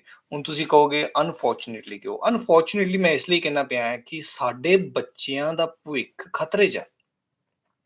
ਅਸੀਂ ਇਸ ਕੰਟਰੀ ਦੇ ਵਿੱਚ ਇੱਕ ਬੈਗ ਦੇ ਨਾਲ ਆਏ ਸੀਗੇ ਤੇ ਸਾਰਾ ਕੁਝ ਅਚੀਵ ਕਰਕੇ ਸਕਸੈਸਫੁਲ ਹੋ ਗਏ। ਸਾਡੀ ਗਰੀਡ ਨੇ ਸਾਨੂੰ ਇੰਨਾ ਮਾੜਾ ਕਰਤਾ ਹੈ ਕਿ ਅਸੀਂ ਆਪਣੇ ਬੱਚਿਆਂ ਦਾ ਭਵਿੱਖ ਨਹੀਂ ਦੇਖ ਰਹੇ। ਹੁਣ ਤੁਸੀਂ ਸੋਚ ਕੇ ਦੇਖੋ ਕਿ 20 ਸਾਲ ਬਾਅਦ ਕੀ ਮੇਰਾ ਬੱਚਾ ਉਹ ਘਰ ਲੈਣ ਦੀ ਸੋਚ ਪਾਏਗਾ, ਜੇ 10% ਹਰ ਸਾਲ ਘਰ ਵਧੇਗਾ। ਸੋ ਇਹ ਚੀਜ਼ਾਂ ਅਸੀਂ ਆਪਣੀ ਜਨਰੇਸ਼ਨ ਨੂੰ ਖਰਾਬ ਕਰ ਰਹੇ ਹਾਂ। ਅਸੀਂ ਆਪਣੀ ਗਰੀਡ ਕਰਕੇ, ਸਾਨੂੰ ਲੱਗ ਰਿਹਾ ਸਾਡੇ ਪੈਸੇ ਵੱਧ ਰਹੇ, ਪਰ ਪੈਸੇ ਨਹੀਂ ਵੱਧ ਰਹੇ। ਤੁਸੀਂ ਅੱਜ ਆਪਣਾ ਘਰ ਵੇਚ ਕੇ ਵਾਪਸ ਖਰੀਦ ਕੇ ਦਿਖਾਓ। So it's inflation. ਪੈਸਾ ਉਦੋਂ ਵੱਧਦਾ ਹੈ ਕਿ ਜੇ ਤੁਹਾਡਾ ਘਰ ਵੱਧ ਗਿਆ, ਅਗਲੇ ਦਾ ਨਹੀਂ ਵਧਿਆ। ਸੋ ਮਾਰਕੀਟ ਮੂਵ ਕਰ ਰਹੀ ਹੈ ਟੁਗੇਦਰ। ਸੋ ਥਿੰਕ, ਮੈਂ ਮੰਨਦਾ ਕਿ ਹਰ ਇੱਕ ਇਨਸਾਨ ਨੂੰ ਓਪਰਚੁਨਿਟੀ ਹੋਣੀ ਚਾਹੀਦੀ ਹੈ, ਆਉਣ ਵਾਲੀ ਜਨਰੇਸ਼ਨਸ ਲਈ ਓਪਰਚੁਨਿਟੀ ਹੋਣੀ ਚਾਹੀਦੀ ਹੈ। ਅਦਰਵਾਈਜ਼ ਉਹ ਗਲਤ ਕੰਮਾਂ 'ਚ ਪੈਣਗੇ, ਸਹੀ ਕੰਮ ਨਹੀਂ ਕਰਨਗੇ। ਅਸੀਂ ਕਿਉਂ ਮਿਹਨਤਾਂ ਕਰ ਰਹੇ ਹਾਂ, ਕਿਉਂ ਸਹੀ ਕੰਮ ਕਰ ਰਹੇ ਹਾਂ? ਕਿਉਂਕਿ ਸਾਨੂੰ ਪਤਾ ਹੈ ਕਿ ਅਸੀਂ ਗਰੋਥ ਅਚੀਵ ਕਰ ਸਕਦੇ ਹਾਂ। ਤੁਸੀਂ ਉਸ ਚੀਜ਼ ਤੇ ਫੋਕਸ ਕਰੋ, ਤੇ ਪਲੀਜ਼ ਆਪਣੇ ਆਪ ਨੂੰ ਇਨਵੈਸਟ ਕਰੋ। ਹਾਂਜੀ bro, I'm thinking about building a new house, so what is the right time to build? Time hold, ਦੇਖੋ, hold the land is not the right thing। ਜੇ ਤੁਹਾਡੇ ਕੋਲ ਲੈਂਡ ਆਲਰੇਡੀ ਹੈਗੀ ਹੈ, ਕੰਸਟਰਕਸ਼ਨ ਕਰ ਦਿਓ, ਠੀਕ ਹੈ। ਜੇ ਤੁਸੀਂ ਆਪ ਰਹਿਣਾ, ਆਪ ਰਹਿ ਲਓ, ਕਿਉਂਕਿ ਘੱਟੋ ਘੱਟ ਉਹਦਾ ਰੈਂਟ ਤੇ ਆਏਗਾ, ਨਹੀਂ ਆਏਗਾ ਤੁਸੀਂ ਸੈੱਲ ਕਰ ਸਕਦੇ ਹੋ। ਜਿਹੜੀ ਲੈਂਡ ਹੈ ਇਸ ਸਮੇਂ ਵਿਕਣੀ ਵੀ ਬਹੁਤ ਔਖੀ ਹੈ। ਸੋ ਕੋਸ਼ਿਸ਼ ਕਰੋ, ਜੇ ਆਲਰੇਡੀ ਹੋਲਡ ਕਰ ਰਹੇ ਹੋ ਤੇ ਉਹਨੂੰ ਬਿਲਡ ਕਰ ਲਓ। ਜੇ ਤੁਸੀਂ ਬਾਏ ਕਰਨਾ ਚਾਹੁੰਦੇ ਹੋ, ਐਟਲੀਸਟ 1.5 ਸਾਲ ਦੀ ਸੈਟਲਮੈਂਟ ਜ਼ਰੂਰ ਰੱਖਿਓ, ਕਿਉਂਕਿ ਸਾਲ 1.5 ਸਾਲ ਰਿਕਵਰ ਹੁੰਦਿਆਂ ਲੱਗ ਜਾਣਗਾ। ਤਾਂ ਕੋਸ਼ਿਸ਼ ਕਰੋ ਕਿ ਡਿਸਕਾਊਂਟਡ ਪ੍ਰਾਈਸ ਤੇ ਲਓ।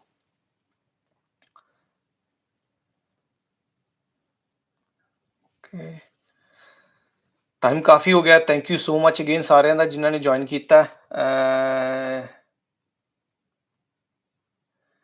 ਬ్రో, 600 ਮੀਟਰ ਸਕੁਅਰ ਬਲਾਕ 'ਚ ਕਿੰਨੇ ਯੂਨਿਟ ਟਾਊਨ ਹਾਊਸਿਸ ਬਣ ਸਕਦੇ ਨੇ ਡੈਂਡੀਨੋਂਗ ਏਰੀਆ 'ਚ?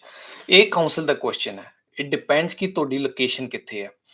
ਹੁਣ 600 ਬਲਾਕ ਜੇ ਤੁਹਾਡਾ ਇੱਕ ਏਰੀਏ ਦੇ ਵਿੱਚ ਹੈ, ਜਿਹਦੇ ਵਿੱਚ ਮਲਟੀ ਰਾਈਜ਼ ਅਪਰੂਵਡ ਹੈ, ਤੁਸੀਂ ਜਿੰਨੇ ਮਰਜ਼ੀ ਪਾ ਲਓ, ਤੁਸੀਂ 3 ਸਟੋਰੀ ਬਿਲਡਿੰਗ ਪਾ ਲਓ।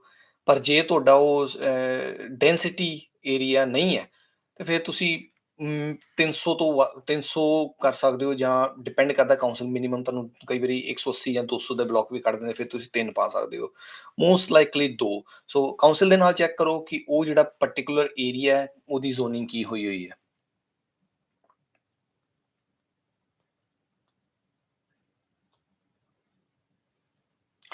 ਆਲਰਾਈਟ, ਚਲੋ, ਥੈਂਕ ਯੂ ਸੋ ਮਚ ਜਿਹੜੇ ਸਾਰੇ ਜੁਆਇਨ ਹੋਏ ਆ।